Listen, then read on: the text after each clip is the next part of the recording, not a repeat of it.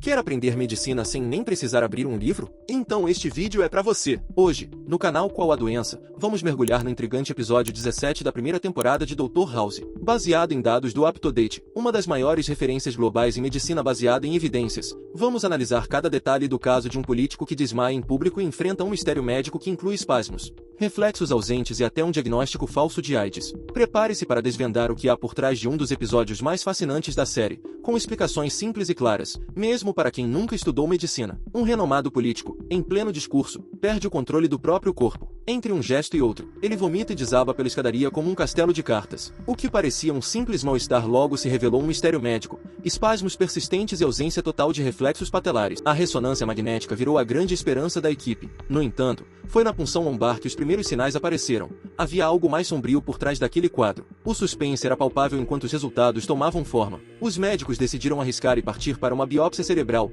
algo raro, mas necessário. O diagnóstico preliminar apontava para toxoplasmose, uma infecção que, normalmente, só se torna um problema grave se o sistema imunológico estiver debilitado. E aqui vinha a bomba. A equipe começou a considerar a possibilidade de o paciente ser soropositivo. A ideia de um político com AIDS trazia implicações médicas e sociais que ninguém queria enfrentar, mas a ciência não recua. Quando o resultado positivo para a AIDS foi anunciado, o choque no ambiente era quase palpável. Todos os olhares se voltaram para o paciente, agora carregando o peso de um diagnóstico que mudaria sua vida e carreira. O tratamento com antivirais foi iniciado imediatamente, mas o corpo não respondia. Caminhar se tornava um desafio, como se cada passo exigisse um esforço monumental, e os sintomas fugiam do controle. House, fiel ao seu ceticismo e à sua obsessão pelos detalhes, pediu um segundo teste de HIV. Foi um daqueles momentos em que a experiência supera o óbvio. O novo exame deu negativo, desmentindo o primeiro resultado. O alívio imediato foi substituído por uma nova preocupação. Se não era AIDS, o que então estava enfraquecendo tanto o sistema imunológico do paciente? Novos achados vieram à tona.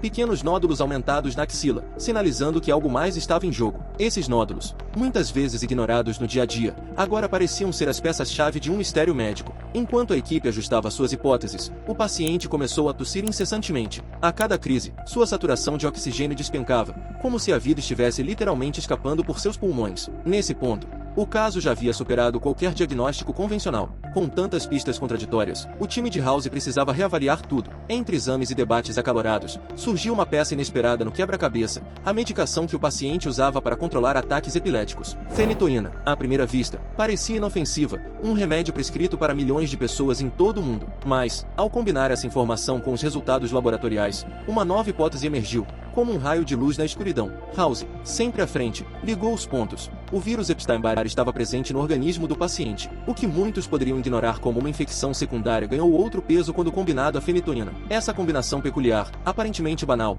era capaz de provocar algo devastador, uma queda alarmante nos anticorpos, nas células T e B, os guardiões do sistema imunológico. O quadro começou a fazer sentido. A defesa do corpo estava tão enfraquecida que doenças oportunistas, como a toxoplasmose, encontraram terreno fértil para atacar. Não era apenas azar ou uma sucessão de eventos aleatórios, era uma reação química, um desequilíbrio causado pela interação entre remédio e vírus, e o que deveria protegê-lo, agora o deixava vulnerável. A toxoplasmose cerebral é uma infecção grave causada pelo protozoário Toxoplasma gondii, comumente associada à imunodeficiência, como em pacientes com AIDS e contagem de CD4 abaixo de 100 células microlitro. Embora a infecção latente seja geralmente assintomática em indivíduos saudáveis, a imunossupressão permite a reativação do parasita, resultando em lesões no sistema nervoso central. A transmissão ocorre pela ingestão de ocistos presentes em solo, fezes de gatos, ou carne mal cozida de animais infectados. Os sintomas incluem cefaleia, febre, confusão mental, déficits neurológicos focais e até convulsões. O diagnóstico baseia-se em uma combinação de achados clínicos,